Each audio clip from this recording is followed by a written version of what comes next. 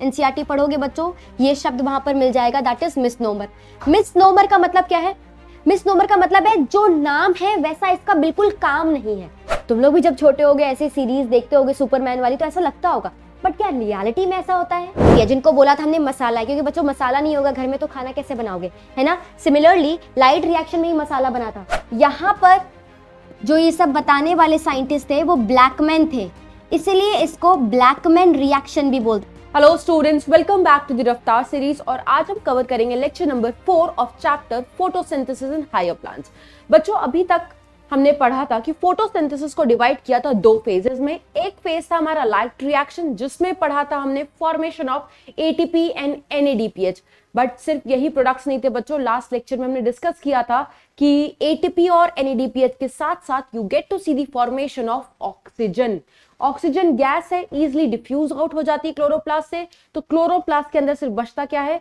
ATP and NADPH. और इसी को हम क्या बोलते हैं बच्चों? Assimilatory power. Why? Because they help in assimilation of glucose, assimilation of food. Light reaction कहां पर चली थी? ग्रैना और थैलाकोइड के अंदर, ठीक है। तो वहीं पर हमें क्या मिला था बच्चों? ATP and NADPH. अब इसी एटीपी और एनएडीपीएच का इस्तेमाल होगा ग्लूकोज को बनाने में, बट ग्लूकोज को बनाने वाली जितनी भी एंजाइम प्रेजेंट होती है वो कहां पर होती है? स्ट्रोमा के अंदर। इसीलिए हमने पढ़ा था बच्चों the site of dark reaction is stroma, ठीक है। तो अब हम बात करेंगे बच्चों डार्क रिएक्शन के बारे में, because we are done with the light reaction. ATP क्यों बनती है? We are done with that hypothesis, that theory also, ठीक है। तो फटाफट पहले इसके नाम पर जिक्र करते हैं। इसके नाम में आपको एक शब्द दिखाई दे रहा है, दैट इज डार्क। डार्क का मतलब क्या यार? अगर हम सोचे डार्क तो अंधेरा, तो क्या फोटोसिंथेसिस का जो ये सेकंड स्टेप है ये अंधेरे में हो रहा है? नहीं, पहली बात तो ये सोचना ही गलत है। इसीलिए एनसीईआरटी ने डार्क वर्ड के लिए एक वर्ड इस्तेमाल किया है, दैट इज मिसनोमर। एनसीईआरटी पढ़ोगे बच्चों, ये शब्द वहां पर मिल जाएगा, दैट इज मिसनोमर। मिसनोमर का मतलब क्या है? मिसनोमर का मतलब है जो नाम है वैसा इसका बिल्कुल काम नहीं है। जो नाम है वैसा बिल्कुल काम नहीं है, ठीक है। जैसे यार बच्चे स्पाइडरमैन देखना पसंद करते हैं ना, तो उनको लगता है कि सच में स्पाइडरमैन जैसा कोई एक बंदा है जो जब भी परेशानी आएगी तो उनको बचा लेगा। तुम लोग भी जब छोटे होगे ऐसे सीरीज देखते होगे सुपरमैन वाली, तो ऐसा लगता होगा, बट क्या रियलिटी में ऐसा होता है? नहीं होता। मतलब जैसा उनका नाम है वो नाम एक्चुअली में एज अ पर्सन एग्जिस्ट नहीं कर रहा है रियल लाइफ में। Getting my point? Similarly dark reaction को जो डार्क वर्ड है ये एक मिसनोमर है, पहले भी बताया हुआ है। एनसीईआरटी ने ये बात लिखी हुई है क्योंकि पहले का नाम लाइट दे दिया गया था, उसको इससे थोड़ा अलग नाम रखने के लिए, just to separate this was kept as dark reaction. क्यों? डार्क रिएक्शन कहने का बिल्कुल नहीं मतलब है, ये बिल्कुल नहीं कह सकते हम कि it occurs in absence of light. ये कहना गलत हो जाएगा। It occurs in presence of light मेरे बच्चों। क्यों? क्योंकि है तो फोटोसिंथेसिस का ही प्रोसेस ना, तो बिना लाइट के कैसे हो सकता है? एनसीईआरटी ने यह भी लिखा हुआ है दैट इट इज डिपेंडेंट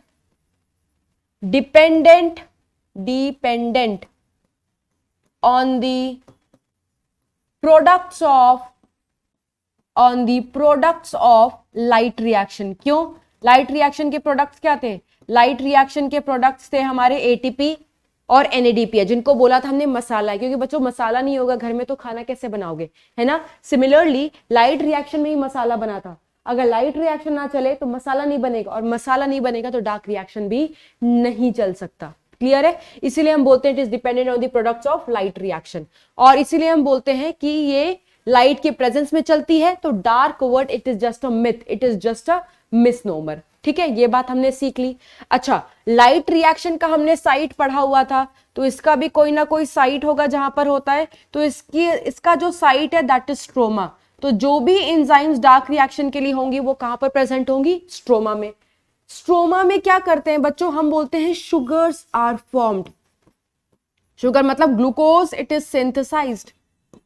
तो क्योंकि इस फेज में किसी चीज की सिंथेसिस हो रही है, इस फेज में किसी चीज की सिंथेसिस हो रही है, that is why it is also known as biosynthetic phase. क्या बोलते हैं बच्चों इसको? Biosynthetic phase. और इस फेज में आप और क्या देखोगे? इस फेज में आप देखोगे कि एंजाइम्स वगैरह इन्वॉल्व होते हैं, तो इसीलिए इस रिएक्शन को हम और क्या बोलते हैं, हम इसको एंजाइमेटिक फेज भी बोलते हैं। जैसा बच्चों हमने पढ़ा था कि लाइट रिएक्शन के बारे में वो जो जेड स्कीम वगैरह था वो हिल ने बताया था, है ना, तो उसको हिल रिएक्शन भी बोलते थे। यहां पर जो ये सब बताने वाले साइंटिस्ट थे वो ब्लैकमैन थे, इसलिए इसको ब्लैकमैन रिएक्शन भी बोलते हैं। याद कैसे करोगे यार, डार्क से रिलेट करोगे ब्लैक, तो ब्लैकमैन रिएक्शन। तो इस डार्क रिएक्शन के हमने 3 और एंजाइम पढ़े, ग्लूकोज बनता है बायोसिंथेटिक फेज, एंजाइम्स पढ़ोगे रूबिस्को और पेप्टेज के बारे में तो एंजाइमेटिक फेज, ब्लैकमैन ने दिया था इसलिए ब्लैकमैन रिएक्शन। ठीक है, जैसा हमने पढ़ा था बच्चों कि लाइट वाला जो फेज है, लाइट वाला जो रिएक्शन है, उसमें जनरली क्या हो रहा है, किसी चीज की ऑक्सीडेशन हो रही है, और वो क्या था, पानी का ऑक्सीडेशन हो रहा था, पानी की स्प्लिटिंग हो रही थी। याद करो सबसे पहले लेक्चर में हमने पढ़ा था कि photosynthesis overall oxido reductive process है जिसमें ऑक्सीडेशन और रिडक्शन दोनों हो रही है। तो ऑक्सीडेशन कहां चली थी, लाइट वाले में, दैट मींस इस वाले में क्या होगा, रिडक्शन। किसका रिडक्शन होता है बच्चों, ये जो डार्क रिएक्शन है, that is linked with the reduction of carbon dioxide, that is linked with the production of carbon dioxide.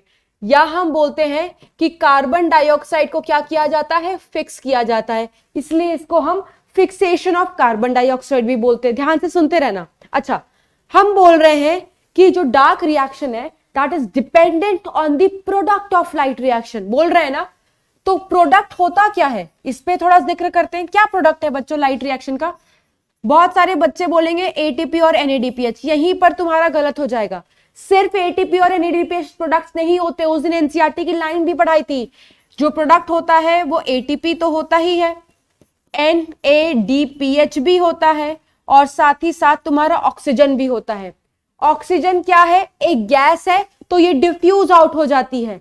ATP और एनएडीपीएच को यूज किया जाता है ड्यूरिंग, इनका इस्तेमाल किया जाता है ड्यूरिंग डार्क रिएक्शन। पहले ये बात तो तुम्हारी क्लियर होनी चाहिए, बनते तीनों हैं बट इन दिनों का इस्तेमाल करते हैं डार्क रिएक्शन में। कब होता है इस्तेमाल, अब देखो हम बोल रहे हैं कार्बन डाइऑक्साइड का रिडक्शन होगा। क्या बोल रहे हैं बच्चों, कार्बन डाइऑक्साइड का रिडक्शन हो रहा है। कार्बन डाइऑक्साइड को रिड्यूस करा के बनाते हैं ग्लूकोज, दैट इज C6H12O6।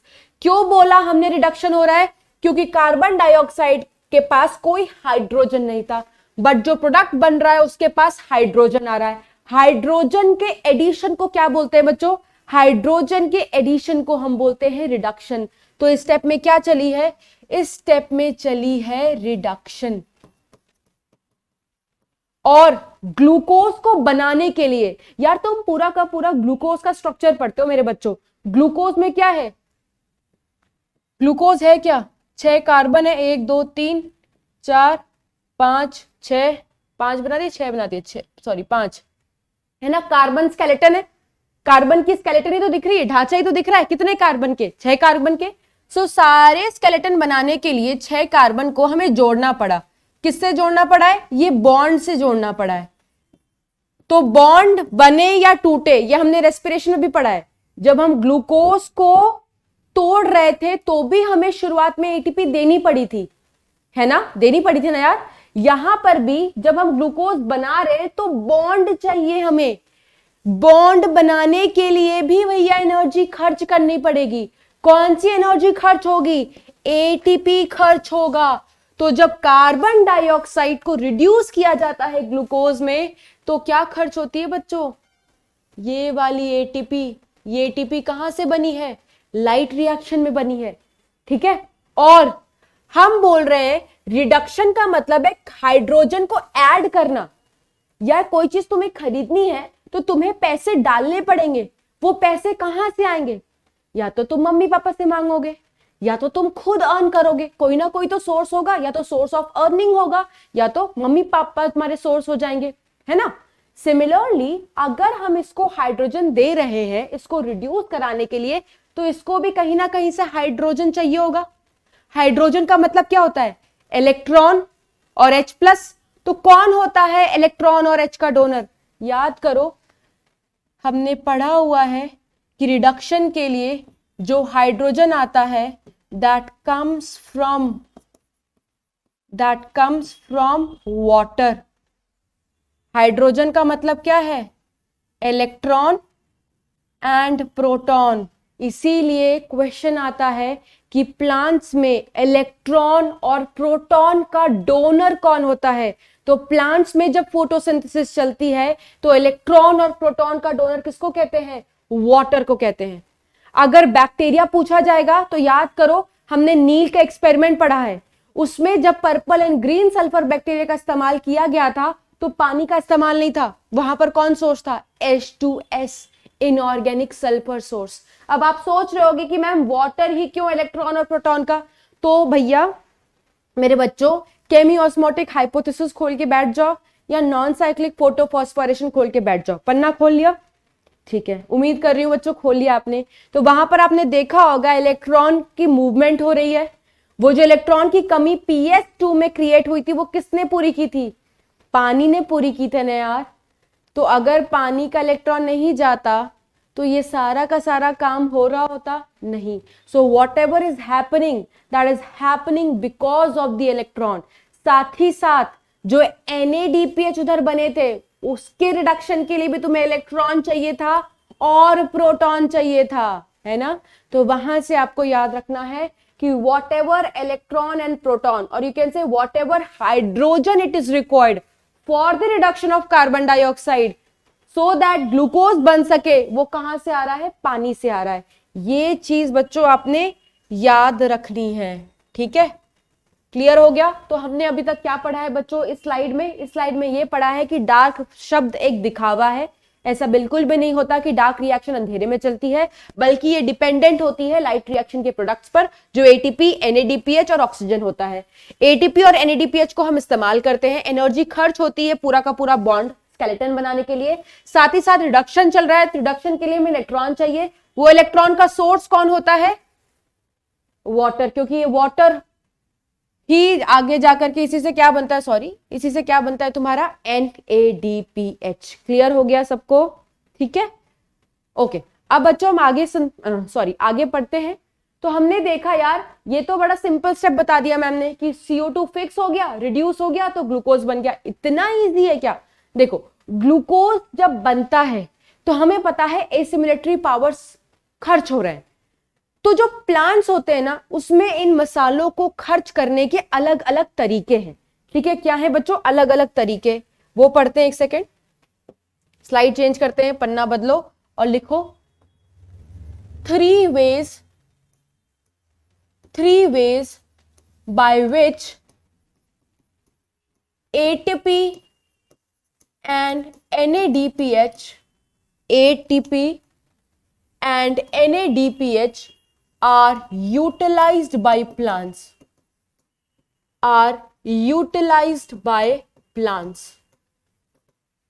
सुनते रहना। वो कौन कौन से 3 तरीके हैं बच्चों? वो जो 3 तरीके हैं उनके नाम हैं, एक पाथवे आपने पढ़ना है C3 पाथवे, या तुम C3 साइकिल भी बोल सकते हो। दूसरा जो तरीका है दैट इज C4 पाथवे, या you can also call C4 cycle. और जो तीसरा तरीका है बच्चों दैट इज CAM पाथवे। मैं ये नहीं बोल रही हूं कि हर pathway will lead to the formation of glucose. हम तो ये लिख रहे हैं कि भैया 3 तरीके हैं इस ATP और इस NADPH को खर्च करने के प्लांट्स के अंदर, और वो ये 3 तरीके हैं। खाना किस रास्ते से बन रहा है? देखो 3 रास्ते पढ़ लिए हमने, C3, C4, CAM, ठीक है। दुनिया में बहुत सारे रास्ते हैं, बट हर रास्ते का जो डेस्टिनेशन है दैट वुड बी डिफरेंट। अब वो तुम्हें डिसाइड करना है तुम्हें किस मंजिल को तय करनी है ना। तो इसी तरीके से तीनों रास्ता चलता है प्लांट्स के अंदर, प्लांट्स की बात कर रहे हैं, बट कौन सा रास्ता तुम्हें सही डायरेक्शन में ले जा रहा है, कौन सा रास्ता तुम्हें ग्लूकोज फॉर्मेशन में ले जा रहा है, तो वो कौन सा रास्ता होता है बच्चों? C3 वाला। इसीलिए NCERT इसको बेसिक पाथवे बोलती है फॉर ग्लूकोज फॉर्मेशन। और अगर मेरे बच्चों यही पाथवे है जो ग्लूकोज को बनाती है, तो ये हर प्लांट्स में चलेगी। It occur in all photosynthetic plant. दुनिया में जितने भी तुम्हारे अकॉर्डिंग तुम्हें लगता है फोटोसिंथेसिस कर सकते हैं और ग्लूकोज बना सकते हैं बच्चों, आंख बंद करके मानना कि उनमें C3 साइकिल चलती ही होगी। तो तुम सोच रहे होगे कि मैम अगर C3 साइकिल ही सब में चलती है, C3 साइकिल वो साइकिल है जिसमें ग्लूकोज बनता है, तो हम फिर ये दोनों क्यों पढ़ रहे हैं, है ना, ये भी सोच रहे होगे। तो इन दोनों का इंपॉर्टेंस क्यों है, क्यों इनका नाम हमें पढ़ना है, वो हम जब धीरे धीरे आगे एक एक करके डिटेल में पढ़ेंगे ना, वहां समझ में आ जाएगा। ठीक है, तो अभी हमने समझा 3 तरीका है। ठीक है, 3 तरीके में C3 है, C4 है और एक कैम है। एनसीईआरटी कैम के बारे में नहीं लिखती बच्चों, बट प्रीवियस ईयर क्वेश्चंस में दिए हुए हैं, इस पर क्वेश्चन है, तो इसके बारे में भी हम पढ़ेंगे, है ना। तो सबसे पहले स्टार्ट करते हैं, एक एक को पढ़ते हैं। सबसे पहले स्टार्ट करते हैं बच्चों C3 साइकिल को पढ़ना। किसको पढ़ना? C3 साइकिल को। यहां पर C3 साइकिल केल्विन के नाम से लिखा हुआ है। क्यों? क्योंकि साइकिल के बारे में जिसने बताया था उस साइंटिस्ट का नाम था मेल्विन केल्विन। तो हम इसको केल्विन साइकिल भी बोलते हैं, इसको और क्या बोलते हैं? C3 साइकिल भी बोलते हैं, और you can just call C3 pathway. C3 pathway. Next, किसने बताया था? It was explained by scientist Melvin kelvin. अब भाई कोई भी साइंटिस्ट हो बच्चों, कोई भी एक्सपेरिमेंट करे तो उसको एक्सपेरिमेंटल मटेरियल चाहिए, है ना। तुम्हें अगर प्लांट सेल को देखना है मेरे बच्चों, तो तुम्हें भी एक प्लांट सेल लेना पड़ेगा, तो हम अनियन ले लेते हैं। ह्यूमन सेल देखना पड़ता था तो हम अपना ह्यूमन चीक सेल ले लेते थे, बचपन में किया हुआ 9th 10th क्लासेस में। तो सिमिलरली मेल्विन केल्विन ने भी किसी पे काम किया था। किस पे काम किया था? इनका एक्सपेरिमेंटल मटेरियल क्या था? वर्कड अपॉन, बच्चों ये याद रखना है आपने, वर्कड अपॉन ग्रीन एल्गी। और उस ग्रीन एल्गी का नाम क्या है? उस ग्रीन एल्गी का नाम है क्लोरेला। तो अगर जब क्वेश्चन आए कि इन्होंने किस पे काम किया था, तो you should know he worked with the chlorella. Chlorella एक ग्रीन एल्गी है, दैट मींस इसके पास सारे वो पिगमेंट्स है जो फोटोसिंथेसिस करा सकते हैं, बिकॉज ग्रीन एल्गी भी एक लोअर प्लांट ही होता है ना। तो इन्होंने इसको उठाया, इसको उठाने के बाद क्या किया होगा? इसको वो सारे रॉ मटेरियल्स प्रोवाइड किए होंगे। क्या रॉ मटेरियल्स होते हैं बच्चों फोटोसिंथेसिस के? Carbon dioxide and water. But इन्होंने जो इसको कार्बन सप्लाई किया ना, वो नॉर्मल कार्बन नहीं था। वो क्या कौन सा कार्बन था? देखो, ही यूज्ड, ही का मतलब केल्विन ने यूज किया radio active isotope, radio active isotope of carbon. और वो रेडियो एक्टिव आइसोटोप कार्बन का कौन सा था बच्चों? Chemistry, that is carbon 14। That was not a normal carbon, that is a radio active isotope of carbon. ठीक है, अब ये जो कार्बन मिला इसको, ध्यान से सुनना बच्चों, ये तुम्हारा ग्रीन एल्गी है। ये क्या है आपका? Green algae. कौन सा ग्रीन एल्गी? क्लोरेला। इस क्लोरेला को हम क्या पास कराएंगे? Carbon dioxide. कार्बन का सोर्स क्या है? Carbon dioxide. बट ये जो कार्बन है ना इसमें, that is the radio active isotope, that is 14। जब इस कार्बन डाइऑक्साइड को ये वाला कार्बन इस्तेमाल करके ये ग्रीन एल्गी फोटोसिंथेसिस किया, तो ग्लूकोज बना होगा। बच्चों ग्लूकोज का बनना एक स्टेप प्रोसेस नहीं होता, इट रिक्वायर्स मेनी स्टेप्स। तो इन्होंने देखा जो सबसे पहला स्टेप होता है, सबसे पहला स्टेप क्या हुआ? कार्बन डाइऑक्साइड को इस ग्रीन एल्गी ने खींचा। ठीक है, तो इस स्टेप को हम बोलते हैं फिक्सेशन। क्या बोलते हैं बच्चों? फिक्सेशन। फिक्सेशन के बाद जो पहला प्रोडक्ट बना ग्रीन एल्गी के अंदर, वो था पीजीए। क्या था बच्चों? पीजीए। पीजीए का full form you people know very well, that is phospho glyceric. क्या है बच्चों? फॉस्फोग्लिसरिक एसिड, या तुम इसको फॉस्फोग्लिसरेट भी बोल सकते हो। ये सब हमने पढ़ा हुआ है रेस्पिरेशन में भी। यू कैन कॉल इट इक और you can call it glycerate. तो इन्होंने देखा कि कार्बन डाइऑक्साइड देने के बाद जब फोटोसिंथेसिस होने लगी इस ग्रीन एल्गी के अंदर, तो तो सबसे पहला जो प्रोडक्ट बनता है दैट इज पीजीए। ये पीजीए के पास कितने कार्बन है बच्चों, याद करो, it's a 3 carbon compound. It is the 3 carbon compound, क्योंकि पहला फिक्सेशन प्रोडक्ट पीजीए बन रहा है जिसमें कार्बन नंबर 3 है, इसीलिए साइकिल को क्या बोला गया है, C3 साइकिल। ठीक है, तो इस बात को लिखते हैं बच्चों कि फर्स्ट फिक्सेशन प्रोडक्ट कौन है, first stable product formed after fixation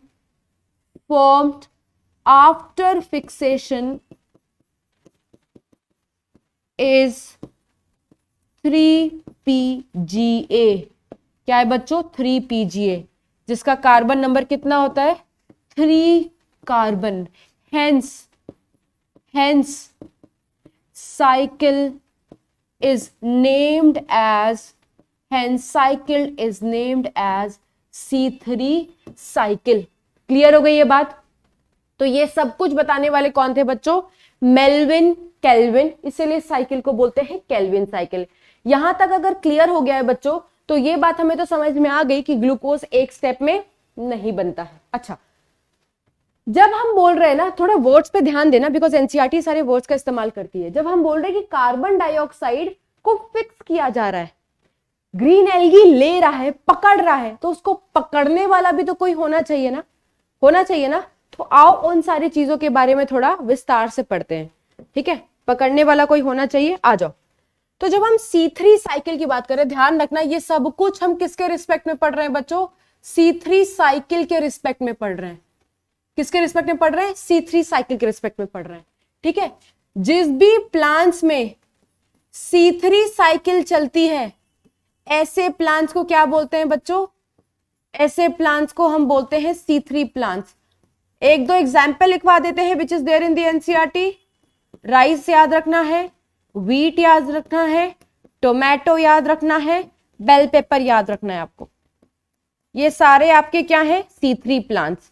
क्यों बोल रहे हैं इनको C3 plants, because in plants में क्या चल रहा है, C3 साइकिल। हमें कैसा पता चला कि इन प्लांट्स में C3 साइकिल चल रहा है, हम कैसे बोल सकते हैं इनको C3, क्योंकि जब इन्होंने फोटोसिंथेसिस की, जब इस प्लांट्स में फोटोसिंथेसिस हुई, तो जब पहला प्रोडक्ट 3 कार्बन का बनेगा, तो that pathway will be called as C3 pathway and such plants will be called as C3 plants। ठीक है, अब हम बोल रहे हैं यार ये प्लांट्स हैं, तो प्लांट्स में फोटोसिंथेसिस सारी की सारी कहां चलती है बच्चों, लीफ में चलती है। मानते हो ना, लीफ में चलती है। ठीक है, हमने क्या बना लिया यहां पर, लीफ। हमें पता है कि अभी हमें चाहिए CO2, गैस को अंदर लेना है, तो सारी की सारी जो गैसियस एक्सचेंज चलती है वो किसके थ्रू चलती है बच्चों, स्टोमेटा के थ्रू। दिन में स्टोमेटा खुला होता है, आपको पता है, ट्रांसपोर्ट वाला चैप्टर सबको थोड़ा बहुत आइडिया होगा। लाइट ड्यूरिंग डे प्रोसेस में ही तो सूरज भगवान आते हैं ऊपर, लाइट देते हैं, स्टोमेटा खुलता है। तो जब स्टोमेटा खुलता है बच्चों, तभी तो क्या अंदर आती है, CO2 अंदर आती है। तो जब सबसे पहली बार CO2 को, कौन से CO2 को, एटमॉस्फेरिक CO2 को अपने अंदर सेल खींचता है, कौन सा सेल, प्लांट सेल, उस प्रोसेस को क्या बोला जाता है, उस प्रोसेस को बोला जाता है फिक्सेशन। क्योंकि सबसे पहली बार एटमॉस्फेरिक CO2 को अंदर खींच करके सेल ला रहा है, ऐसे फिक्सेशन को प्राइमरी फिक्सेशन बोलते हैं। ठीक है, क्या बोलते हैं, प्राइमरी फिक्सेशन। ध्यान से सुनना होगा, क्या CO2 को कोई खींच रहा है, दैट मीन्स कोई एक्सेप्टर मौजूद होगा। किस प्लांट में, C3 प्लांट्स में। तो वो एक्सेप्टर कौन है, जो एक्सेप्टर मौजूद होता है C3 प्लांट्स में, इस एटमॉस्फेरिक CO2 को अंदर खींचने के लिए, उस एक्सेप्टर का नाम है RUBP। क्या नाम है, RUBP। अब इस RUBP पे थोड़ा नजर डालते हैं, पहले फुल फॉर्म लिखेंगे, है ना। RUBP का फुल फॉर्म है राइबिलियोज 1,5 बिस फॉस्फेट। जब भी ऐसे कंपाउंड्स के बारे में लिखो, यू शुड नो कि कार्बन नंबर कितना होता है। तो इट इज द 5 कार्बन और ये कीटोनिक शुगर है, तो हम इसको क्या लिखते हैं, कीटो शुगर। ठीक है, ये क्या करता है बच्चों, यही है जो ऑक्सीजन को बाहर से खींचता है। तो जब आरयूबीपी, सॉरी ऑक्सीजन नहीं, कार्बन डाइऑक्साइड को बाहर से एक्सेप्ट करता है, तो इस प्रोसेस को हम क्या बोलते हैं, इस प्रोसेस को हम बोलते हैं प्राइमरी फिक्सेशन, या हम क्या बोलते हैं, प्राइमरी कार्बोक्सिलेशन। ठीक है, ध्यान से सुनना। आरयूबीपी क्या कर रहा है, कार्बन डाइऑक्साइड को खींच रहा है एटमॉस्फेरिक, उसको हम प्राइमरी फिक्सेशन या प्राइमरी कार्बोक्सिलेशन चल रहे हैं। अब यू शुड नो, वैसे तो हमें पता है कि ये सब कुछ लीफ के अंदर चल रही है, बट लीफ के अंदर कौन सी सेल होती है, आपको पता है, that is mesophyll cell. That means ये सारा का सारा प्रोसेस कहां चल रहा होगा, मीजोफिल सेल्स में। किस प्लांट को मद्देनजर रखते हुए बात कर रहे हैं हम C3 प्लांट्स को मद्देनजर रखते हुए बात कर रहे हैं। ठीक है, तो ये बात लिख देते हैं कि एक्सेप्टर कौन था, आरयूबीपी। अच्छा, एक्सेप्टर किसी ना किसी एंजाइम के इशारे पे काम कर रहा होगा ना। तो नाम से ही बच्चों तुम्हें एंजाइम के बारे में भी पता चल गया होगा। ये सब कराने वाले जो एंजाइम हैं वो कौन से हैं, वो है रुबिस्को। तो ये एंजाइम बच्चों आप बायोमोलिक्यूल्स में पढ़ते हो। फुल फॉर्म क्या होता है इसका, लिखते हैं राइबिलियोस 1,5 बिस फॉस्फेट। पहले नाम लिखते हैं फिर एक्सप्लेन करेंगे। बिस फॉस्फेट कार्बोक्सिलेज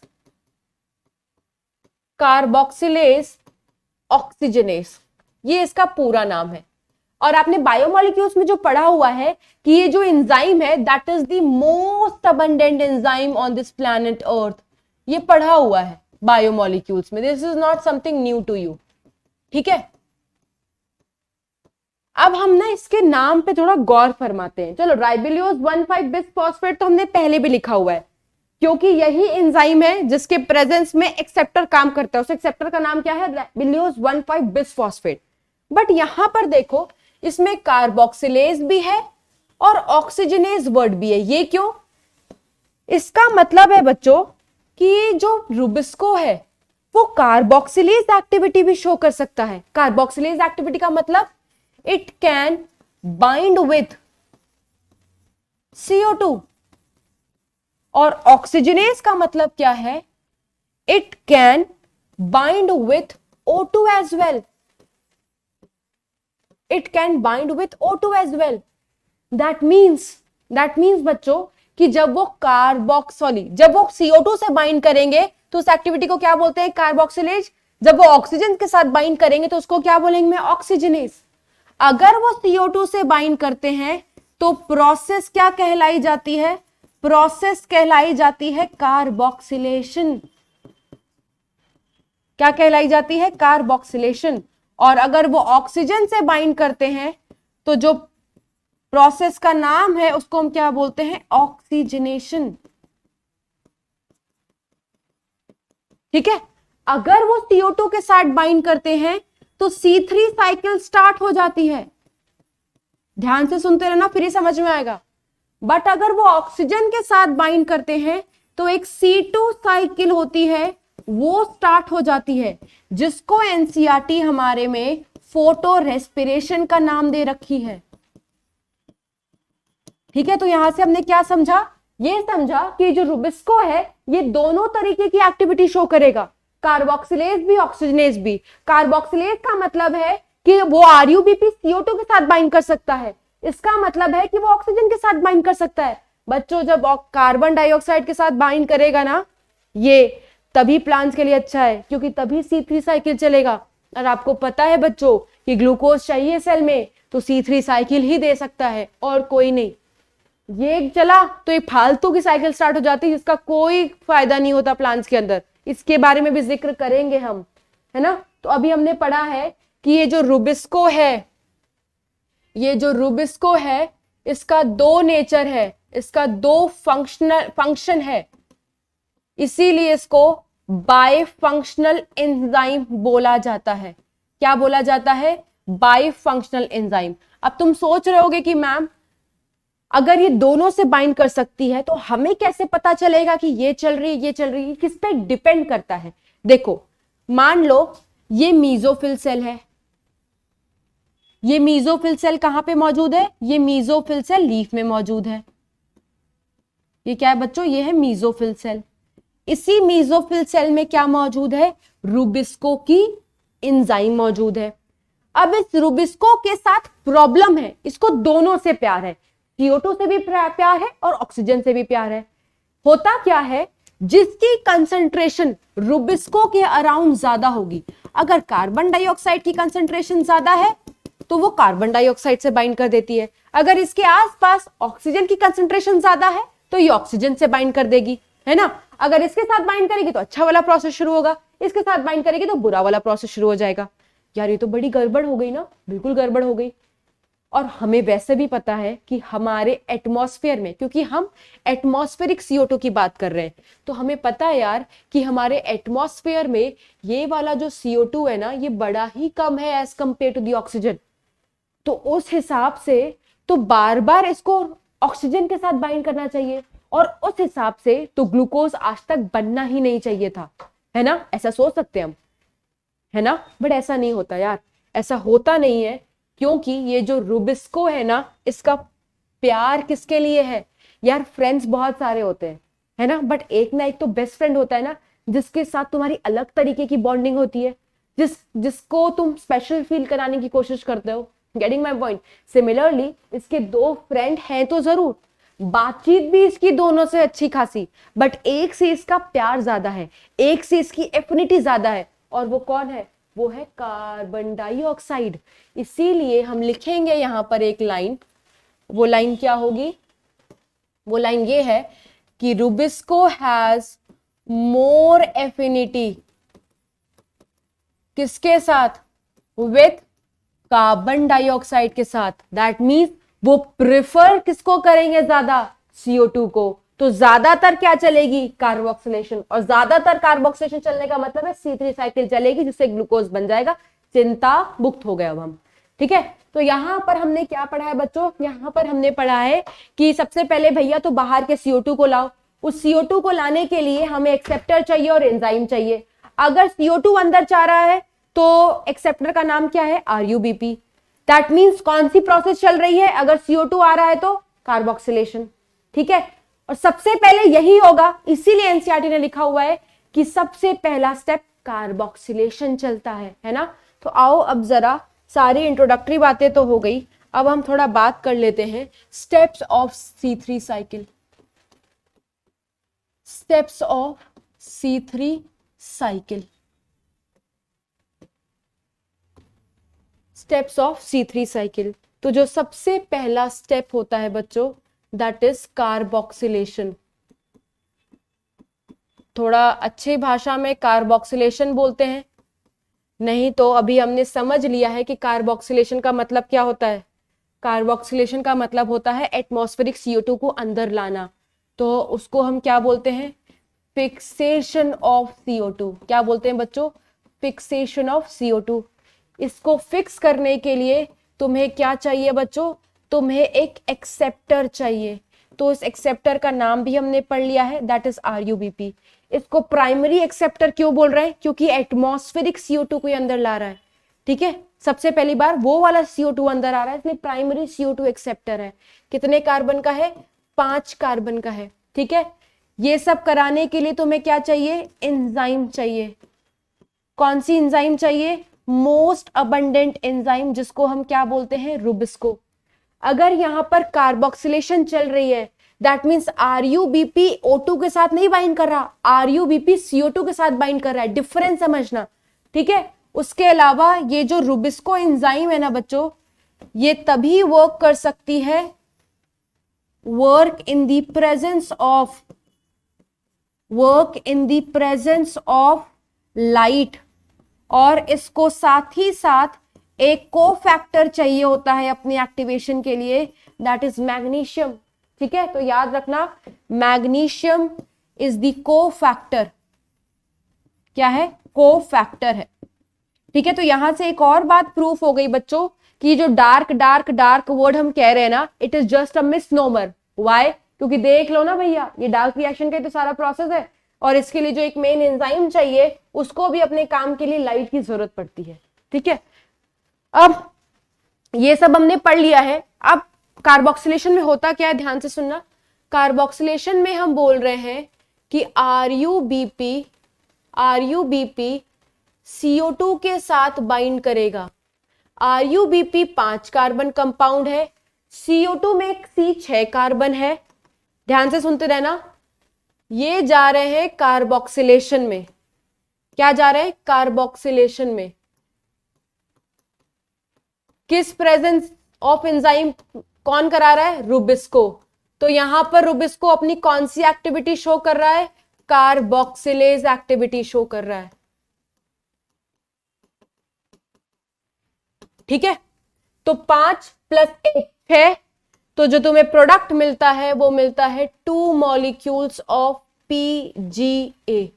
PGA कितने कार्बन है? 3 कार्बन। कितना मॉलिक्यूल बना है? 2, तो 3 × 2 6 हो गया ना। तो एक 5, ये एक 6, और यहां टोटल 6 कार्बन। क्योंकि पहला प्रोडक्ट 3 कार्बन का बनता है प्लांट्स के अंदर, C3 प्लांट्स के अंदर, इसलिए उस साइकिल को हम C3 साइकिल बोलते हैं। क्लियर हो गया? तो सबसे पहला स्टेप क्या हुआ है? CO2 का आना, इसीलिए हम इसको बोलते हैं फर्स्ट स्टेप, क्योंकि ये आएगा नहीं तो प्रोसेस कंटिन्यू आगे नहीं बढ़ेगी। और सबसे इंपॉर्टेंट स्टेप है, इसीलिए इसको बोला जाता है most crucial step. Direct question आता है, एनसीईआरटी की लाइन है, it is the most crucial step. ठीक है, तो हमने पहला स्टेप पढ़ लिया है, हमने कार्बोक्सिलेशन पढ़ लिया है बच्चों। ये क्या था? कार्बोक्सिलेशन। अब क्या होगा? Second step. What is the second step? देखते हैं उसको यार। What is the second step? Second step होता है रिडक्शन। क्या होता है बच्चों? रिडक्शन। रिडक्शन में क्या होगा? हमें कार्बोक्सिलेशन के बाद मिला क्या है? हमें कार्बोक्सिलेशन के बाद मिला है 2 मॉलिक्यूल्स ऑफ 3 PGA, जो कि 3 कार्बन का है। अब इसका क्या होगा? रिडक्शन होगा। रिडक्शन करने के बाद ये हो रही है रिडक्शन। अगर मैं एनसीईआरटी स्टेटमेंट लिखूं तो मैं यहां पर लिखूंगी कि ये बनाते हैं ट्रायोस फॉस्फेट। ये क्या बनाते हैं? Triose phosphate. और ज्यादा डिटेल में बनाऊं तो यहां पर जो ट्रायोस फॉस्फेट बनेगा वो बनेगा 3-फॉस्फोग्लिसरैल्डिहाइड। ये हमने इसका फुल फॉर्म रेस्पिरेशन में भी पढ़ा हुआ है। ठीक है, जब 2 मॉलिक्यूल्स ऑफ PGA रिड्यूस हो रहे हैं तो 2 मॉलिक्यूल्स ऑफ ट्रायोस फॉस्फेट भी बनेगा। ठीक है, हर एक मॉलिक्यूल के लिए यहां पर एक ATP और एक NADPH खर्च होने चाहिए। अगर 2 मॉलिक्यूल है तो कितना खर्च होना चाहिए बच्चों? 2 ATP खर्च होते हैं और साथ ही साथ 2 NADPH भी खर्च होता है। ATP खर्च हुआ तो तुम्हें 2 ADP और 2 इनऑर्गेनिक फॉस्फेट मिल जाता है, और तुम्हें यहां से 2 NADP प्लस मिल जाता है। ये जो 2 ATP और NADPH यहां पर खर्च हो रहे हैं, कहीं ना कहीं से तो इसने कमाए होंगे। कहां से कमाए हैं? ये कमाए हैं लाइट रिएक्शन से। तो याद करो यार, हमने बोला था ना कि लाइट रिएक्शन में इसको इसको बनाते ही इसलिए है कि डार्क रिएक्शन इसको खर्च कर सके। तो ये खर्चा कहां हुआ है? सेकेंड स्टेप में, जिसका नाम क्या है? रिडक्शन। और रिडक्शन में जब इनको ट्रायोस फॉस्फेट बनाना था तब जाकर के 2 ATP और 2 NADPH खर्च हो गई है। अब ये ट्रायोस फॉस्फेट जो PGL है, अल्टीमेटली इसको किस में कन्वर्ट कर लिया जाता है? क्या बनाने के लिए? ग्लूकोज को बनाने के लिए। क्या बनाने के लिए? ग्लूकोज को बनाने के लिए। अब आई वुड रिक्वेस्ट मेरे बच्चों कि तुम थोड़ा सा ग्लाइकोलिसिस वाला पन्ना खोलो, है ना। और ग्लाइकोलिसिस वाला पन्ना खोलोगे, खोल लिया, 2 सेकंड दे रहे हैं, खोलो। ठीक है, तो उसमें देखना यार, हम जब ग्लाइकोलिसिस कर रहे थे, ग्लूकोज का ब्रेकडाउन कर रहे थे, तो क्या हो रहा था? ग्लूकोज का जब ब्रेकडाउन कर रहे थे तो बन रहा था ग्लूकोज 6 फॉस्फेट। उसके बाद तुमने लिखा होगा fructose 6 phosphate, 1,6 bis phosphate, then PGL। है ना। हम ग्लूकोज से पीजीएल की तरफ आ रहे थे, यहां पर क्या हो रहा है, हम पीजीएल से ग्लूकोज की तरफ जा रहे हैं, उल्टा चल रहे हैं, ग्लाइकोलिसिस का उल्टा हो रहा है। इसीलिए इस प्रोसेस को हम ग्लाइकोलिटिक रिवर्सल बोलते हैं। क्या बोलते हैं, glycolytic reversal, reverse of glycolysis. ठीक है यार, एक्चुअली होता क्या है ना, C3 साइकिल एक बहुत बड़ी साइकिल है। ठीक है, हम जो एनसीईआरटी को मद्देनजर रखते हुए पढ़ते हैं ना, वो बहुत ब्रीफ है, शॉर्टकट है, छोटा वर्जन है C3 का, बट हमें सिर्फ यही पढ़ना है बच्चों, बिकॉज आपके लेवल पर वही वाली C3 साइकिल इंपॉर्टेंट है, एंड ट्रस्ट मी उससे सारे क्वेश्चन बन जाते हैं। ठीक है, तो हमने जितने आसानी से लिख दिया ना कि पीजीए से ये बनता है, ये से ये इससे ये बनता है, इसके लिए एक बहुत बड़ी साइकिल पढ़नी पड़ती है जब तुम हायर स्टडीज करते हो, but that is not required at your level. तो सिर्फ इतना एनसीईआरटी लिखती है कि इसको रिड्यूस करके ये बनाते हैं और इसको इस्तेमाल कर लेते हैं ग्लूकोज को बनाने में। तो देखो ना यार, डार्क रिएक्शन में C3 साइकिल में ग्लूकोज बन चुका है, बट मेरे बच्चों ग्लूकोज तो बन गया, बट साइकिल अभी भी कंप्लीट नहीं हुई है। ठीक है, एक और स्टेप है, और उस स्टेप का नाम क्या है, उस स्टेप का नाम है रीजेनरेशन, रीजेनरेशन ऑफ RUBP। क्यों रीजनरेट कर रहे हैं, इसका भी एक वजह है, सुनते रहना।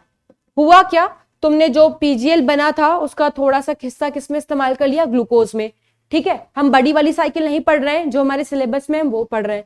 ठीक है, उसके बाद फिर से लिखते हैं, हमें क्या मिला था, 2 मॉलिक्यूल्स ऑफ 3PGL और what you can write 2 molecules of triose phosphate. तो हमने क्या देखा था कि इसको हमने इस्तेमाल कर लिया था थोड़ा सा क्या बनाने के लिए, ग्लूकोज बनाने के लिए, बट साइकिल अभी भी कंप्लीट नहीं हुई, क्योंकि हमें इससे क्या बनाना है, इसको इस्तेमाल करना है रीजनरेशन के लिए। किसके रीजनरेशन के लिए, RUBP के लिए। और जब RUBP को रीजनरेट करना होता है तो फिर से एक ATP खर्च हो जाती है। हमने साइकिल कहां से शुरू किया था, RUBP पर, RUBP से शुरू किया था ना कार्बोक्सिलेशन कराना, RUBP पे खत्म हो गया है, दैट मीन्स साइकिल खत्म हो गई है। ठीक है, तो क्यों ना इसको एक साइकिल के फॉर्म में लिख लें। देखो ध्यान से, देखना ध्यान से, RUBP है कितने कार्बन का, 5 कार्बन का, इसने एटमॉस्फेयर से CO2 को एक्सेप्ट किया। जब ये एटमॉस्फेयर से CO2 को एक्सेप्ट करता है तो सबसे पहला स्टेप चलता है जिसको हम क्या बोलते हैं, कार्बोक्सिलेशन। ये कार्बोक्सिलेशन कौन करा रहा है, कौन सी एंजाइम, रुबिस्को। और कौन सी एक्टिविटी शो कर रही है, कार्बोक्सिलेज एक्टिविटी। जब कार्बोक्सिलेशन हो जाता है बच्चों, तो जो सबसे पहला प्रोडक्ट बनता है वो बनता है 2 मॉलिक्यूल्स ऑफ 3PGA, जो कि कितने कार्बन का होता है, 3 कार्बन। ठीक है, अब जब ये 3 कार्बन वाला प्रोडक्ट बन जाता है तो ये किसमें चला जाता है, सेकेंड स्टेप में, जिसको हम क्या बोलते हैं, रिडक्शन। रिडक्शन के बाद ये क्या बनाता है, रिडक्शन के बाद ये बनाता है 2 मॉलिक्यूल्स ऑफ ट्रायोस फॉस्फेट, और ट्रायोस फॉस्फेट का नाम क्या है, 3PGL, फॉस्फोग्लिसरल्डिहाइड। तो जब ये रिडक्शन हो रही होती है ना, एक सेकेंड, जैसे सेकेंड बच्चों,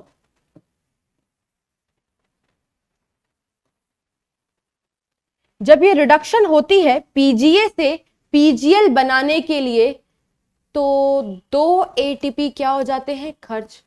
2 ATP के साथ और क्या खर्च हो जाता है, 2 NADPH। ठीक है, ये खर्च हो जाता है, ये हमने अपने नोटबुक में पहले भी लिखा हुआ है, अब हम समराइज कर रहे हैं इसको।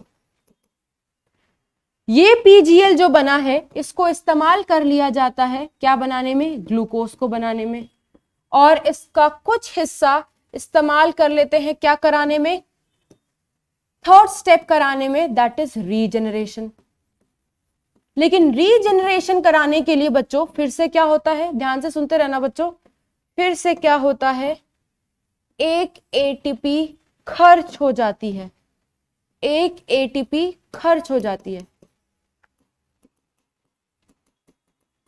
एक RUBP को रीजनरेट कराने के लिए एक ATP खर्च हो जाती है। तो ये हमारा C3 साइकिल चल रहा है ग्लूकोज को बनाने के लिए, जिसमें हमने 3 स्टेप पढ़े। सबसे पहला कार्बोक्सिलेशन, दूसरा रिडक्शन, तीसरा रीजनरेशन। कार्बोक्सिलेशन को हमने बोला है मोस्ट क्रूशियल स्टेप।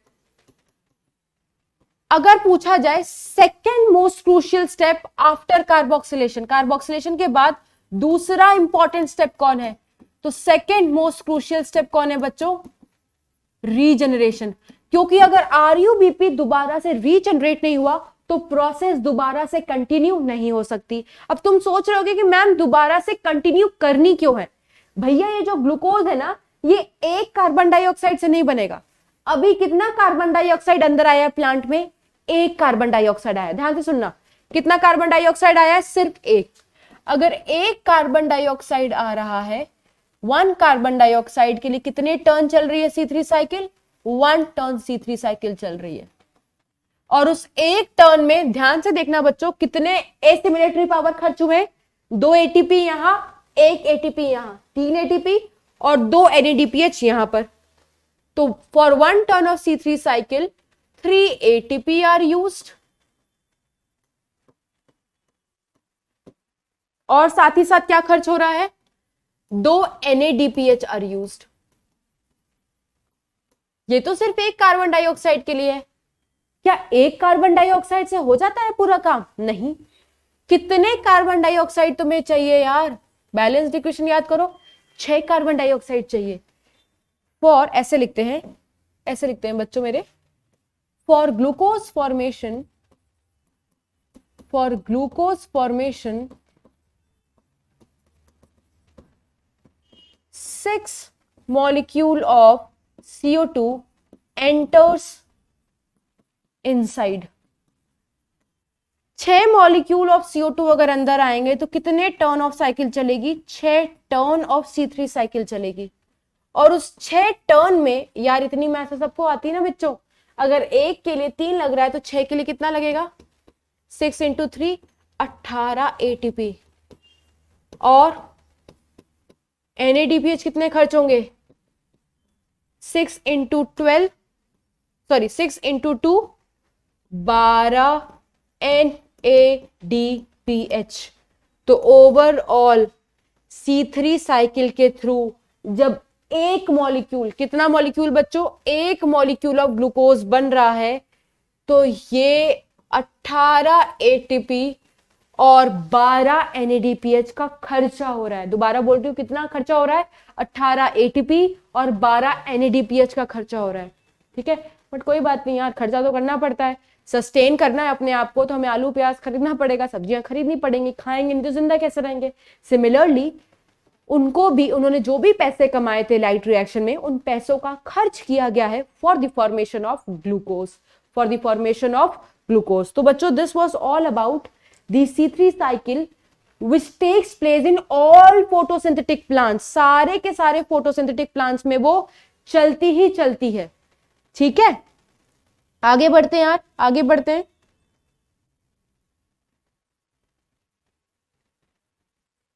अब आपको दिखाती हूँ बच्चों, हमने पूरा C3 साइकिल तो कवर कर लिया है, सारे स्टेप्स देख लिए, कौन कौन से स्टेप में ATP खर्च हुई है, NADPH खर्च हुआ है, वो भी देख लिया है। ठीक है, कौन सा स्टेप बहुत इंपॉर्टेंट है, कार्बोक्सिलेशन, उसके बाद कौन इंपॉर्टेंट है, regeneration, we have done all that. ठीक है, उसके बाद मैं आपको NCERT की एक लाइन बता देती हूँ जहां पर बच्चे थोड़ा सा कंफ्यूज हो जाते हैं, दैट इज, देखो अब यहां पर पूरा पढ़ते हैं। Hence for every CO2 molecule entering the Kelvin cycle 3 molecules of ATP and 2 NADPH are खर्च। ये तो हमने देख लिया, एक मॉलिक्यूल के लिए 3 ATP और 2 NADPH खर्च होते हैं। It is probably to meet this difference in the number of ATP and NADPH used in the dark reaction, that is the reason why cyclic photophosphorylation take place। ये क्या कहने का मतलब है, यही लाइन मुझे समझाना है आपको। देखो हमने पढ़ा हुआ है कि साइक्लिक फोटोफॉस्फोराइलेशन भी चल सकती है, नॉन साइक्लिक भी फोटोफॉस्फोराइलेशन भी चल सकती है, नॉन साइक्लिक फोटोफॉस्फोराइलेशन, है ना। डिफरेंस क्या था वहां पर, साइक्लिक में सिर्फ PS1 वर्किंग था और एक ही एंजाइम थी, तो यहां पर सिर्फ ATP बन पाया था, है ना। यहां पर क्योंकि यहां पर PS2 था तो पानी की स्प्लिटिंग हुई तो ऑक्सीजन भी निकला था। और क्या डिफरेंस था, यहां पर एटीपी सिंथेटेज था तो एटीपी भी बना था, साथ ही साथ यहां पर NADPH भी बना था। तो यार इस पूरे के पूरे प्रोसेस में अगर मैं आपको दिखाऊं तो इस साइकिल में तो हमें एटीपी और NADPH ही चाहिए ना, दोनों चाहिए, और दोनों तो नॉन साइक्लिक से बन ही सकता है। देखो नॉन साइक्लिक से एटीपी भी मिल जाएगा आपको, NADPH भी मिल जाएगा, तो प्लांट्स नॉन साइक्लिक ही कर लेता। क्या जरूरत है प्लांट्स को साइक्लिक करने की, क्या जरूरत है प्लांट्स को साइक्लिक करने की? अब देखो तुम्हें एटीपी कितनी चाहिए एक CO2 के लिए, अगर मैं बात करूं सिर्फ एक CO2 के लिए, एक CO2 के लिए तुम्हें 3 एटीपी चाहिए और 2 NADPH चाहिए, है ना? तो क्या ज्यादा चाहिए? ATP as compared to the NADPH। इसका जो रिक्वायरमेंट है साइकिल में वो ज्यादा मात्रा में है as compared to the NADPH। इसीलिए इस लॉस को कंपनसेट करने के लिए प्लांट के अंदर साइक्लिक भी चल सकती है, क्योंकि एक्स्ट्रा एटीपी चाहिए ना, जितना NADPH है उतना एटीपी नहीं चाहिए, एक्स्ट्रा एटीपी चाहिए। तो वो एक्स्ट्रा एटीपी लेने के लिए प्लांट क्या करता होगा?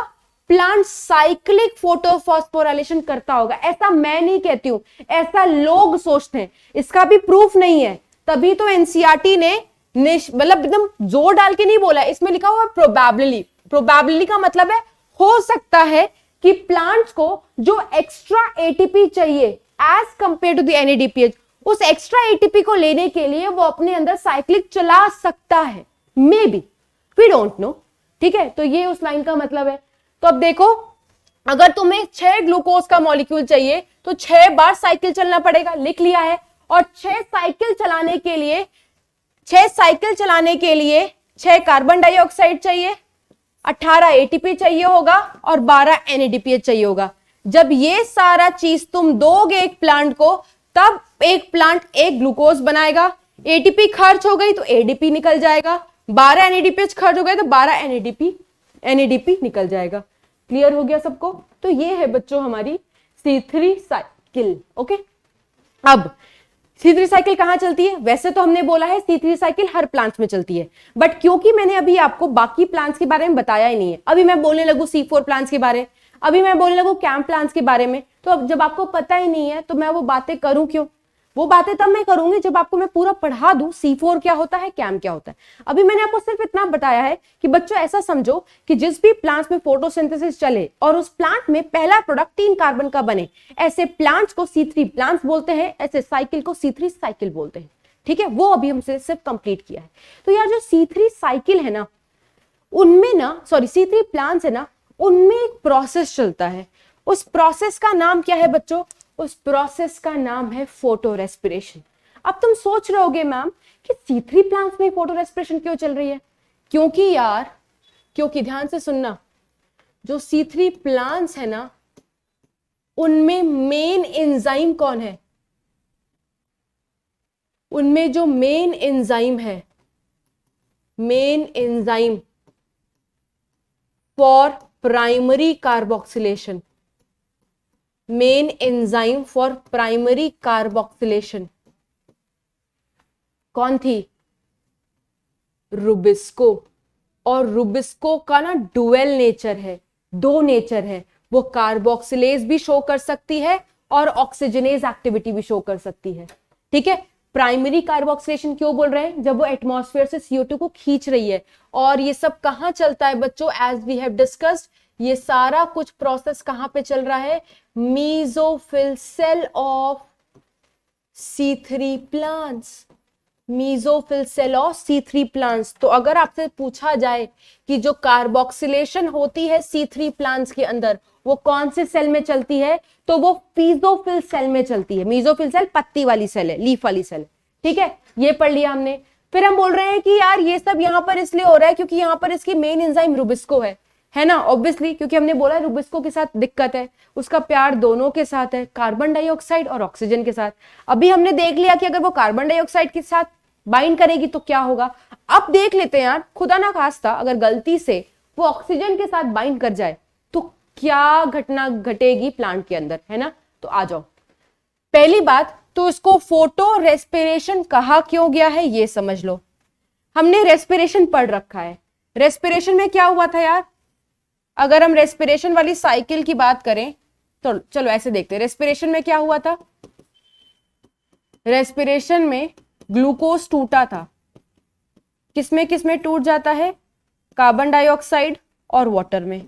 तो जो मोटा मोटा हमें पता है वो इतना इंफॉर्मेशन तो है ही ना कि CO2 का लॉस होता है रेस्पिरेशन में, है ना। फोटो रेस्पिरेशन में भी क्या होता है आप देखोगे, CO2 इज लॉस्ट।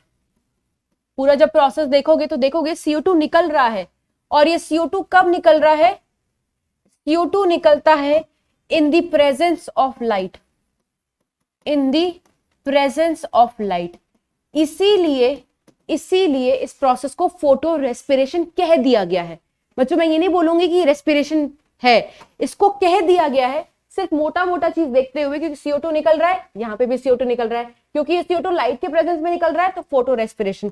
बट अगर आपसे कोई पूछे क्या ये एक्चुअल रेस्पिरेशन है, no, this is not a actual respiration process. That is not an actual respiration process.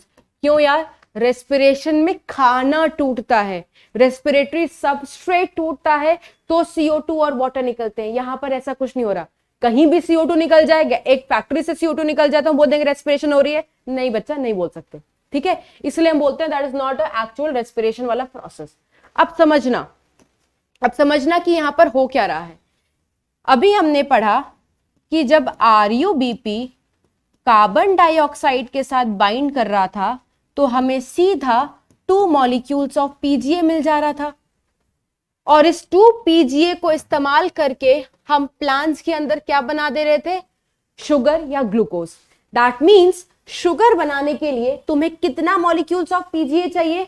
2 molecules of PGA चाहिए ही चाहिए। क्लियर है? तो जब RuBP CO2 के साथ बाइंड कर रहा था तो इस प्रोसेस को हम क्या बोल रहे थे? कार्बोक्सिलेशन। और जब कार्बोक्सिलेशन हो रही थी तब शुगर बन रहा था किसमें? C3 प्लांट्स में, या कह सकते हो C3 साइकिल में। अब क्या होगा यार? अब फोटो रेस्पिरेशन में क्या होगा? ध्यान से सुनना। फोटो रेस्पिरेशन तब चलती है जब RuBP अब किसके साथ बाइंड कर जाए? ऑक्सीजन के साथ। ऑक्सीजन के साथ जब ये बाइंड करता है तो हमने पढ़ रखा है ऐसी एक्टिविटी को क्या बोलते हैं? ऑक्सीजनेशन या ऑक्सीजनेस एक्टिविटी। और जब ऐसा होगा ना यार तो तुम्हें पहला प्रोडक्ट जो मिलता है वो मिलता है फॉस्फोग्लाइकोलेट। क्या मिलता है? Phosphoglycolate plus 1 molecule of PGA, plus 1 molecule of PGA। That means अब तुम्हें 2 मॉलिक्यूल ऑफ PGA नहीं मिले, तुम्हें क्या मिला है? तुम्हें सिर्फ 1 ही मॉलिक्यूल ऑफ PGA मिला है। और वी नो बच्चों, 1 मॉलिक्यूल से शुगर नहीं बन सकता। तुम्हें कितने मॉलिक्यूल ऑफ PGA चाहिए? 2 मॉलिक्यूल ऑफ PGA चाहिए यार खाना बनाने के लिए। अब यहां तो काम गड़बड़ हो गया, 1 ही PGA मिला है। तो पूरा का पूरा फोटो रेस्पिरेशन सिर्फ इसलिए चलता है कि किसी ना किसी तरीके से ये जो ग्लाइकोलेट बना है इसको किस में कन्वर्ट कराया जा सके?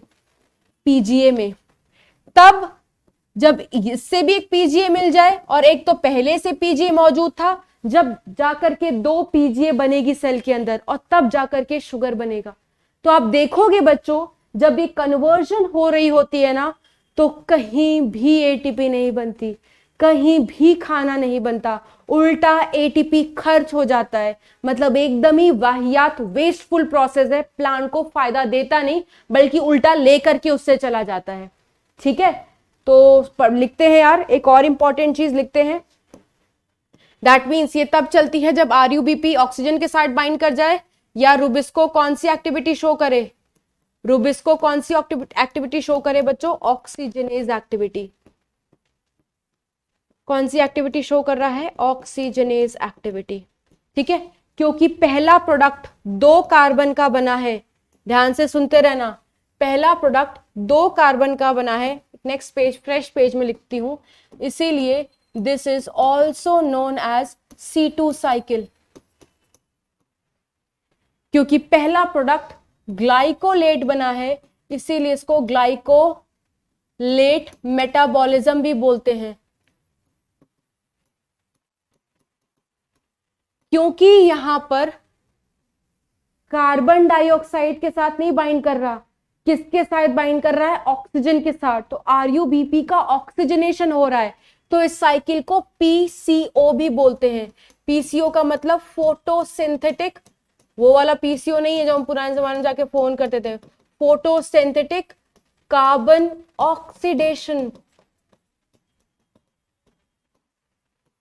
ठीक है, अब इसी से एक और नाम याद रखना, हाँ एक और नाम याद रखना, C3 का एक और नाम है, वो नाम है PCR, दैट इज फोटोसिंथेटिक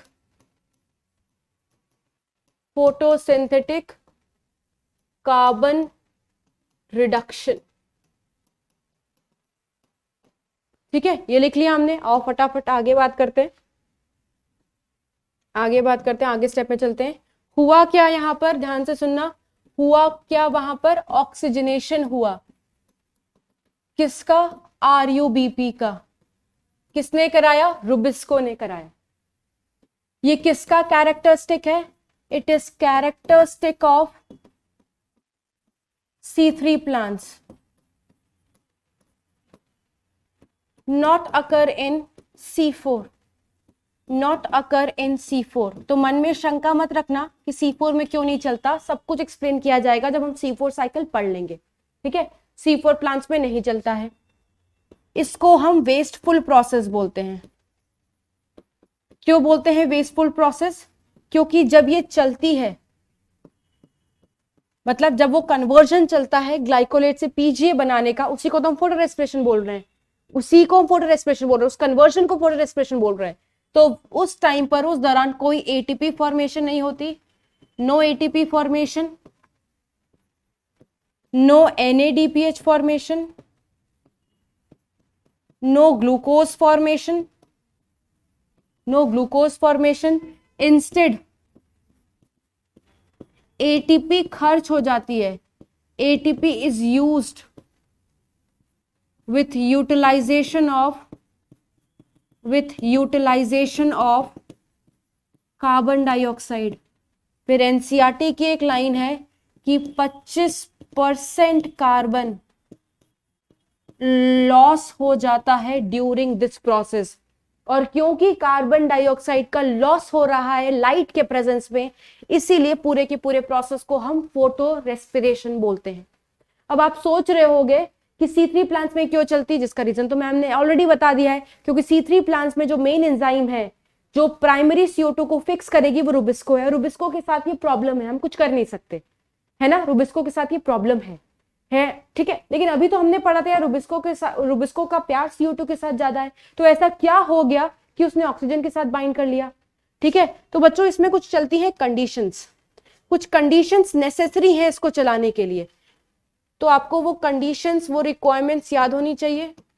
कौन कौन सी कंडीशंस है जो फोटो रेस्पिरेशन को चलाएगी, तो याद रखना, टेम्परेचर।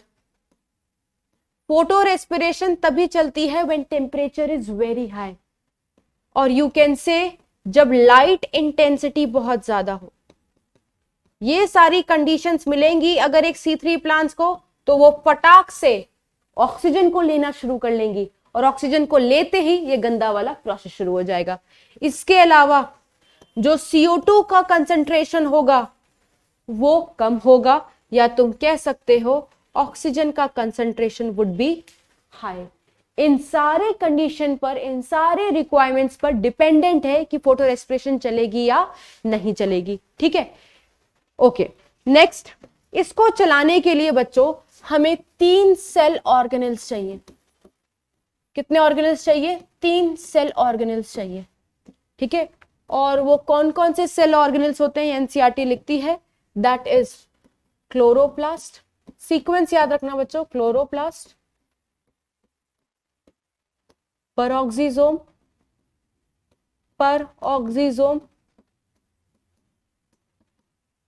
और क्लोरोप्लास्ट, परऑक्सीजोम, माइटोकॉन्ड्रिया। परऑक्सीजोम हमने सेल वाले चैप्टर में पढ़ा हुआ है, it is one of the microbody. तो 3 सेल ऑर्गेनेल चाहिए किस प्रोसेस को चलाने के लिए, फोटो रेस्पिरेशन को चलाने के लिए। ठीक है, कंडीशंस हमने पढ़ ली हैं, 3 नहीं 4 कंडीशंस पढ़ ली हमने। ठीक है, तो इसको हटा देते, पहले 3 लिखी थी। तो कितनी कंडीशन हमें चाहिए बच्चों, 4 कंडीशंस चाहिए, तभी जाकर के फोटो रेस्पिरेशन चलती है, वो भी किस प्लांट्स में, C3 प्लांट्स में। क्लियर हो गई ये बात। अब यार साइकिल देख लो, मैं आपको साइकिल बहुत बोलूंगी नहीं, एम्फसाइज नहीं करूंगी, एनसीईआरटी में साइकिल नहीं है, बट क्वेश्चन पूछा जाता है, वो क्वेश्चन कहां से पूछा जाता है वो हमने लिख लिया है। यही क्वेश्चन PYQ में आया था कि अगर RUBP को ऑक्सीजन मिलता है इंस्टेड ऑफ कार्बन डाइऑक्साइड तो क्या प्रोडक्ट्स मिलते हैं। तो we know that, this is there in the NCERT and we have written that, but समझने के लिए हमें साइकिल देखनी पड़ेगी यार, समझने के लिए हमें साइकिल देखनी पड़ेगी। तो जितनी बातें बोलेंगे बच्चों उतनी ही बातें आपने ध्यान रखनी है। अब आ जाओ फटाफट, हुआ क्या, क्लोरोप्लास्ट है, ये क्लोरोप्लास्ट कहां पे प्रेजेंट होगा बच्चों, मेसोफिल सेल में होगा, क्योंकि हमें पता, अभी हमने देखा कि ये जो कार्बन डाइऑक्साइड आता है वो मेसोफिल सेल में आता है, तो ये प्रोसेस भी कहां पे चल रहा होगा, मेसोफिल सेल में। अब ध्यान से सुनना, होगा क्या, अभी तक हमने देखा था कि RUBP ऑक्सीजन के साथ नहीं कार्बन डाइऑक्साइड के साथ बाइंड कर रहा था C3 साइकिल में, तो बहुत बढ़िया था, सब शुगर बन गया था। बट अब यहां क्या हो रहा है, ये ऑक्सीजन के साथ बाइंड कर रहा है, दैट मीन्स यहां पर कौन सी एक्टिविटी चल रही है, ऑक्सीजनेज एक्टिविटी। ठीक है, RUBP ने ऑक्सीजन के साथ बाइंड किया तो हमें एक 2 कार्बन प्रोडक्ट मिला जिसको हम बोलते हैं फॉस्फोग्लाइकोलेट, और एक हमें मिला 3 कार्बन वाला प्रोडक्ट जिसको हम बोलते हैं PGA। खाना बनाने के लिए तुम्हें 2 PGA चाहिए, बट हमें मिला तो सिर्फ 1 PGA, मतलब खाना नहीं बन सकता। तो ये पूरा का पूरा प्रोसेस में देखो क्या हो रहा है, इस फॉस्फोग्लाइकोलेट को सीरीज ऑफ स्टेप के थ्रू किसमें कन्वर्ट कर रहे हैं, अल्टीमेटली PGA में। अब जाके हमारे पास क्लोरोप्लास्ट के अंदर 2 PGA इकट्ठा हो गया है। अब जब ये 2 PGA इकट्ठा होगा तो उसको कहां पर भेज देते हैं, PCR साइकिल में। PCR किसको लिखा हमने, C3 साइकिल को। तो यार इतनी मशक्कत हमें सिर्फ इसलिए करनी पड़ी क्योंकि ग्लाइकोलेट बन गया। ये ग्लाइकोलेट क्यों बना, क्योंकि ऑक्सीजन आ गया, RUBP ने ऑक्सीजन को एक्सेप्ट कर लिया इंस्टेड ऑफ कार्बन डाइऑक्साइड। तो ये सारी मशक्कत, इतनी मेहनत हमें करनी पड़ रही है इस ग्लाइकोलेट को कन्वर्ट कराने के लिए PGA में। अब ये कन्वर्जन देखो, इसी स्टेप को हम फोटो रेस्पिरेशन बोल रहे हैं, इस कन्वर्जन को हम फोटो रेस्पिरेशन बोल रहे हैं। तो इस कन्वर्जन के दौरान तुम देखो, तुम्हें कहीं ATP बनते हुए दिखाई दे रहा है, नहीं, उल्टा देखो, उल्टा यहां पर ATP खर्च हो गया है एक मॉलिक्यूल PGA बनाने के लिए। कहां हमें ATP क्या करना था, या तो बना ही लेता इस प्रोसेस में, बना भी नहीं रहा है। ठीक है, PGA को बनाने के लिए ATP खर्च कर दिया। ठीक है, और देखो, हम बोलते हैं डार्क रिएक्शन में कार्बन डाइऑक्साइड को लेना है ग्लूकोज बनाने के लिए, इन्होंने क्या किया, CO2 का लॉस हो गया, उल्टा कर रहे हैं, लेने के बजाय छोड़ दे रहे हैं, क्योंकि CO2 निकल रहा है, इसीलिए इस प्रोसेस को रेस्पिरेशन से लिंक किया गया है, असली में रेस्पिरेशन नहीं है। ठीक है, तो यार देखो, इस प्रोसेस में ना CO2 की फिक्सेशन हुई, ना कोई खाना बन रहा है, ना कोई NADPH बन रहा है, ना कोई ATP बन रहा है। इसीलिए एनसीईआरटी इसको वेस्टफुल प्रोसेस लिखती है। नई वाली ने हटा दिया है, बट यस, अगर तुम्हारे पास 1-2 साल की पुरानी भी होगी उसमें वेस्टफुल लिखा हुआ है। क्या लिखा हुआ है बच्चों, वेस्टफुल लिखा हुआ है, इसी रीजन से क्योंकि इस दौरान कोई खाना नहीं बन रहा होता है। ठीक है, बहुत सारे बच्चे कंफ्यूज होंगे कि do we have to learn the entire sequence? If I go as per the NCERT, I would say no, because that cycle is not there in your NCERT, है ना। उसमें सिर्फ एक छोटा सा ब्रीफ दिया हुआ है कि ये साइकिल चलती क्यों है, तो वो मैंने आपको एक्सप्लेन कर दिया है। अब आपकी श्रद्धा के अनुसार मैं थोड़ा सा कन्वर्जन बता रही हूँ, सुन लेना, ज्यादा कुछ नहीं बताऊंगी। ठीक है, फॉस्फोग्लाइकोलेट में जब इसको कन्वर्ट करते हैं PGA बनाने के लिए, तो एक इनऑर्गेनिक फॉस्फेट निकल गया, तो क्या बनता है बच्चों हमारा, ग्लाइकोलेट। ये ग्लाइकोलेट कहां बन रहा है, क्लोरोप्लास्ट के अंदर। अब इस ग्लाइकोलेट को मेटाबोलाइज करना है, कन्वर्ट करना है, तो ये ग्लाइकोलेट कहां आ जा रहा है, परऑक्सीसोम में। परऑक्सीसोम में जैसे ही ग्लाइकोलेट पहुंचा, इसके पास एक एंजाइम होती है ऑक्सीडेज, याद करो, लिंक करो सेल वाले चैप्टर से, तो हमने लिखा हुआ है कि परऑक्सीसोम में परऑक्साइड की सिंथेसिस होती है। क्यों, क्योंकि उसके पास ऑक्सीडेज एंजाइम होती है जो ऑक्सीजन को ऐड करा सकती है। ठीक है, इसलिए इस प्रोसेस को ग्लाइकोलेट ऑक्सीडेशन भी बोलते हैं। ऑक्सीजन का ऐड हो रहा है ना, ग्लाइकोलेट ऑक्सीडेशन भी बोलते हैं। अब ग्लाइकोलेट ऑक्सीजन लेने के बाद किस में कन्वर्ट हो जाएगा, ग्लाइऑक्सिलेट में। ठीक है, किस में कन्वर्ट हो जाएगा, ग्लाइऑक्सिलेट में, और साथ ही बनाता है परऑक्साइड। क्या बना रहा है बच्चों, परऑक्साइड। इसीलिए इस ऑर्गेनेल का नाम है परऑक्सीजोम, सिंथेसिस ऑफ परऑक्साइड। अब आपको पता है परऑक्साइड हार्मफुल होता है, उसकी भी कोई दिक्कत नहीं है, इसको तोड़ दिया जाता है। इसको क्या किया जाता है बच्चों? तोड़ दिया जाता है। परऑक्सीजोम के पास कैटलेज एंजाइम भी होती है जो परऑक्साइड को तोड़ देती है पानी और ऑक्सीजन में, पानी और ऑक्सीजन में। तो अब पानी और ऑक्सीजन तो टॉक्सिक नहीं है ना, ये पहले टॉक्सिक था, लेकिन तोड़ने के बाद अब ये यूजफुल प्रोडक्ट बन गया, तो जो ये बिल्कुल भी टॉक्सिक नहीं है। इसलिए हम बोलते हैं परऑक्सीजोम का काम क्या आता है? टॉक्सिसिटी को हटाना, टॉक्सिक मटेरियल को तोड़ना। ठीक है, ये तो कहानी हमने खत्म कर दी। ओके, अब क्या है? तुम्हारे पास ग्लाइऑक्सिलेट बना है, इसको किसमें कन्वर्ट किया जाता है? एक अमीनो एसिड में। ठीक है, NH3 ग्रुप को ऐड करके, और उस एसिड का नाम क्या है? ग्लाइसिन। तो याद रखना है ग्लाइसिन कहां पे बना है? परऑक्सीजोम में। परऑक्सीजोम के बाद इसको कहां पर ट्रांसपोर्ट कर देते हैं?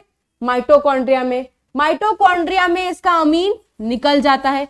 इसी स्टेप में CO2 निकलता है। आपको यह भी याद रखना पड़ेगा बच्चों कि CO2 के सेल ऑर्गेनेल में लॉस हो रहा है, that is mitochondria.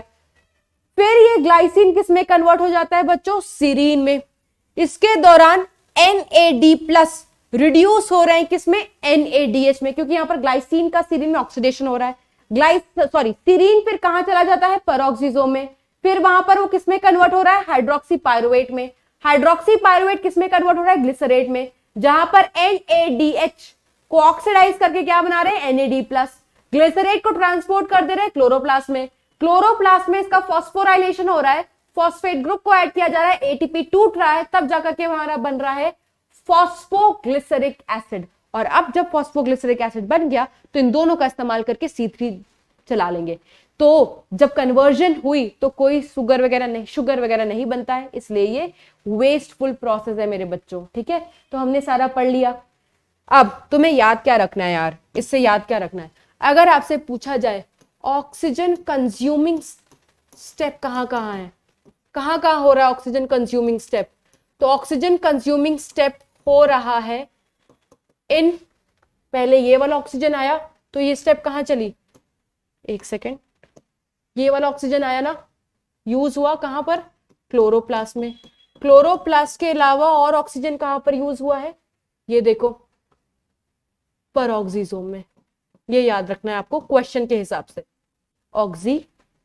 Oxysome. But अगर क्वेश्चन पूछा जाए नेट O2 कहां पर कंज्यूम हुआ, नेट O2 कंज्यूम्ड इन, तो सिर्फ और सिर्फ क्लोरोप्लास्ट बोलोगे, सिर्फ और सिर्फ क्लोरोप्लास्ट बोलोगे। क्यों बच्चों? अगर नेट ऑक्सीजन कंजम्पशन आया तो सिर्फ और सिर्फ क्लोरोप्लास्ट, अगर सिर्फ ऑक्सीजन कंजम्पशन आया तब उस टाइम पर दोनों मार्क कर दोगे। ऐसा क्यों? क्योंकि यहां पर जो ऑक्सीजन, यहां पर जो ऑक्सीजन खर्च हुई वो यहां पर निकल भी तो गई है। परऑक्सीजोम में जो ऑक्सीजन खर्च हुई वो कैटलेज की एक्टिविटी से निकल भी गई, तो ये बैलेंस हो गया, ये नलीफाई हो गया। उस टाइम पर सिर्फ हम नेट यही वाला लेकर के चलेंगे। ठीक है, अगर क्वेश्चन आए कि CO2 लॉस कहां होता है तो याद रखना माइटोकॉन्ड्रिया में होता है। ठीक है, ATP खर्च कहां हो रहा है तो याद रखना कहां पर? क्लोरोप्लास्ट में। तो this was all about the photo respiration. इसमें अभी हम एक लाइन नहीं खत्म कर रहे हैं कि ये C4 में क्यों नहीं चलती है, वो हम पढ़ेंगे जब हम C4 साइकिल कंप्लीट कर लेंगे। ठीक है मेरे बच्चों, तो अब हम थोड़े से क्वेश्चन कर लेते हैं बच्चों, फिर we will end the class. तो चलो देखते हैं। C3 साइकिल को हम रिडक्टिव पेंटोस फॉस्फेट साइकिल बोलते हैं।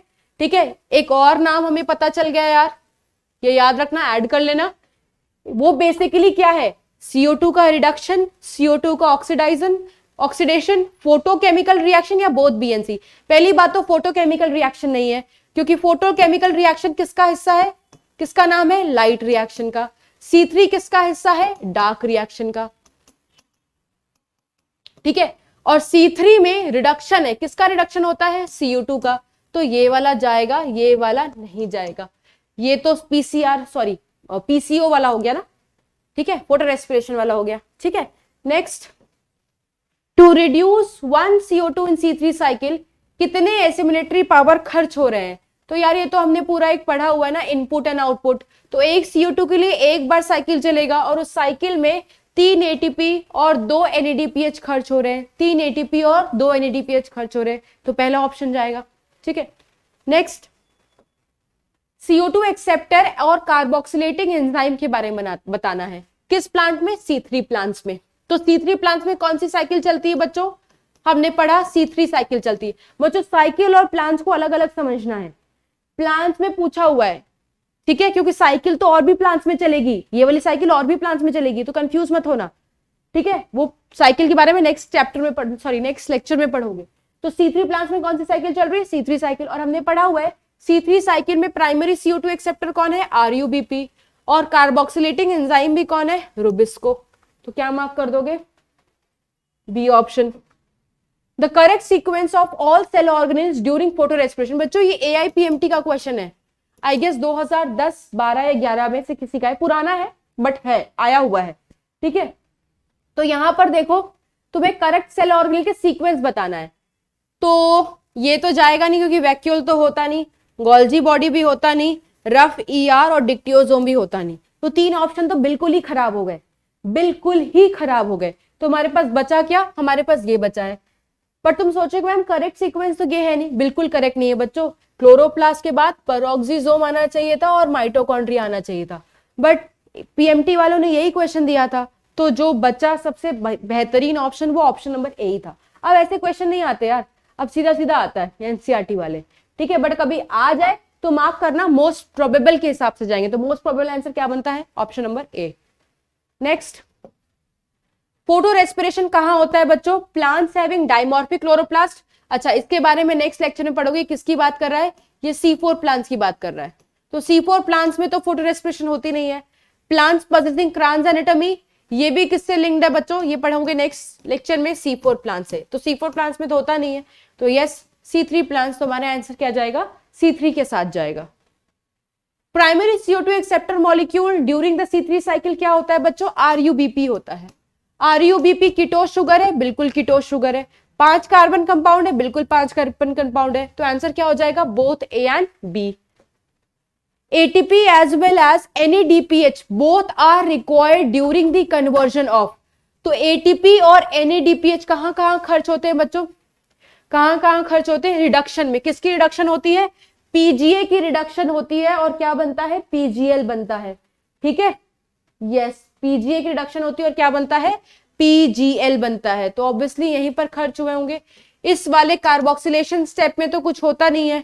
ठीक है, ये जो कार्बोक्सिलेशन स्टेप है इसमें कहीं पर ATP और NADPH खर्च नहीं होता। एक ATP रीजनरेशन में भी खर्च होती है, बट वो दिया नहीं हुआ है। तो हम किसके साथ जाएंगे? हम जाएंगे B ऑप्शन के साथ। नेक्स्ट है रीजनरेशन ऑफ ईच RUBP। अगर एक RUBP की बात करें बच्चों, एक ATP खर्च होता है। ठीक है, एक RUBP की बात करें तो एक ATP खर्च होगी, NADPH उस दौरान खर्च नहीं होता है। ठीक है, नेक्स्ट है okay. So that's all for today's lecture बच्चों। मिलेंगे नेक्स्ट टर्न पर, तो we will discuss about the other 2 pathways जिसमें C3 भी चलती है, अदर 2 प्लांट्स जिसमें C3 भी चलती है। रिविजन करके आना है बच्चों, चैप्टर लिंक्ड है तभी समझ में आएगा। तो नेक्स्ट लेक्चर में मिलते हैं बच्चों, तब तक के लिए bye bye and take care.